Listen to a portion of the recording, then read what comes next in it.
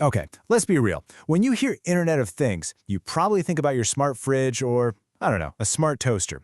But that's not even scratching the surface. We're talking about a massive, strategic shift, one that's building a future where entire worlds are intelligent and connected.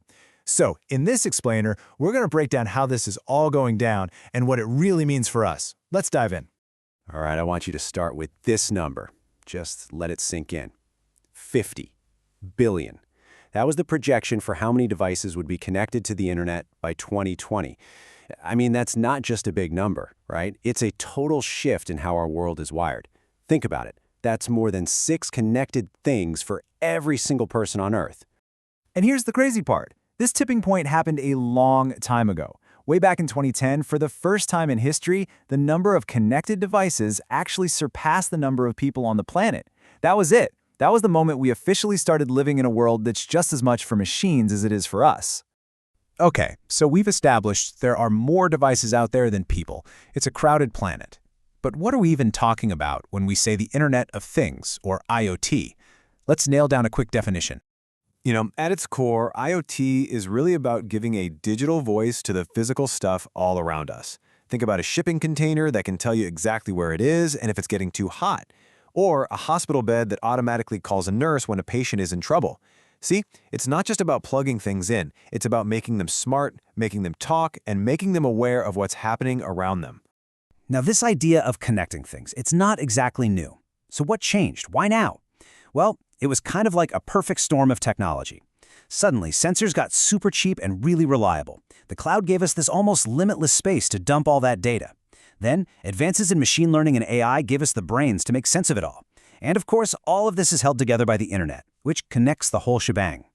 All right, so we've got billions of devices all chattering away. The big question is, so what? Why should you care? Because just connecting stuff is, it's just the first step. The real goal, the real challenge, is to turn all that digital noise into something actually valuable. And this quote here really nails it. IoT is basically the bridge between the physical world and the digital world.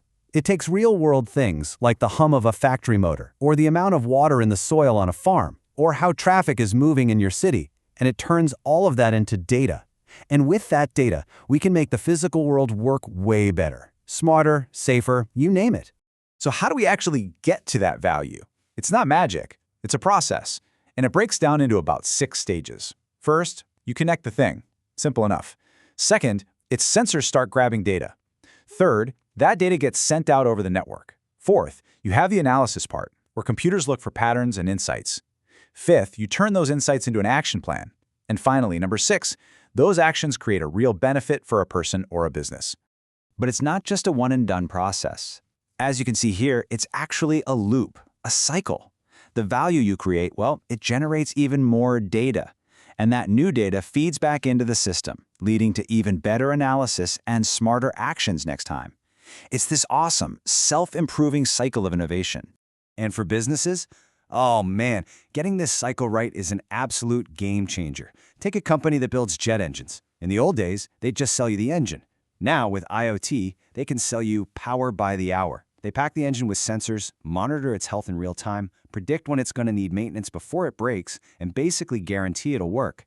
That's not just an improvement, that's a completely new way of doing business, all thanks to data. Okay, this is where things get really, really cool. Because IoT isn't just sitting still. It's getting a massive upgrade, a turbocharge from a bunch of new technologies. And these are what's turning it from just a network of devices into a true engine for innovation. This is where the future is really being built. Driver number 1, AI and machine learning. And the best way to think about this is like the human body.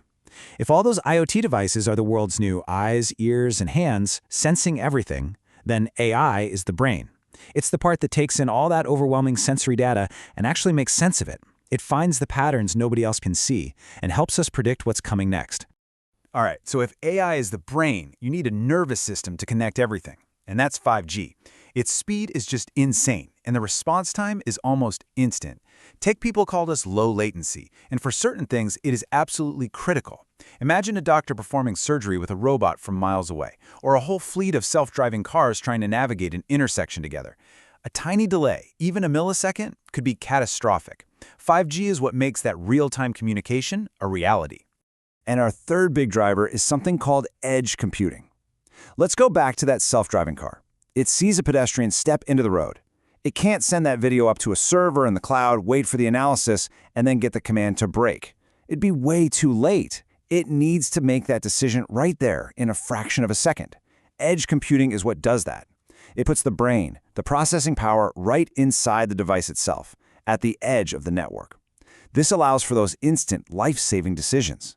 So you take these three powerful drivers, the AI brain, the 5G nervous system, and the super-fast reflexes of edge computing, and you put them together, you get a full-blown revolution.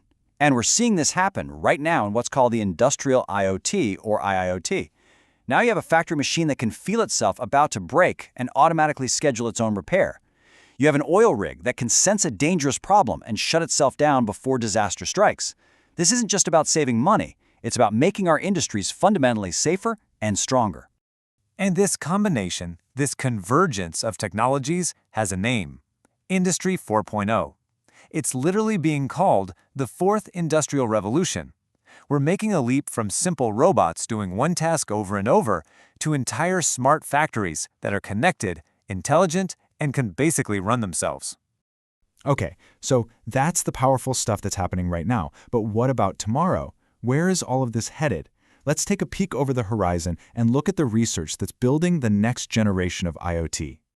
It turns out the research is moving in four main directions at once. You've got your basic research, think super futuristic stuff like nanotechnology. Then you've got sustaining innovation, which is all about making the tech we already have even better, like faster cloud services. Then there's breakthrough innovation. This is about finding brand new solutions to old problems, like getting all our different devices to speak the same language. And finally, you have disruptive innovation. This is the wild stuff, creating things we've never seen before, like truly believable virtual worlds. And you can see how this plays out over time on this roadmap. Think about it. Back in 2015, we were focused on things like better antennas and RFID tags. Seemed advanced at the time. By 2020, we were building huge wireless sensor networks. And now, looking ahead to 2025 and beyond, the goals are just massive. We're talking about fleets of autonomous vehicles, systems that can analyze and run an entire city, and supply chains that are so smart they manage themselves. So, if you follow this road far enough, where does it end? Well, it leads to this kind of mind-blowing idea called the IoT universe. This is the theoretical endgame where everything is connected, and I mean everything. Imagine a future where your house, your car, the city's power grid, and the health sensor on your wrist are all talking to each other, all part of one giant intelligent system that's constantly working in the background to make your life safer, easier, and better. That's the ultimate vision here. And that brings us to the most important question of all. Because the technology to build this incredible future, it's not sci-fi anymore. It's here. The path is pretty clear. So the question isn't, can we connect everything anymore? The question is, as we build this totally connected world, what kind of world do we actually want to live in? That's the real challenge for all of us.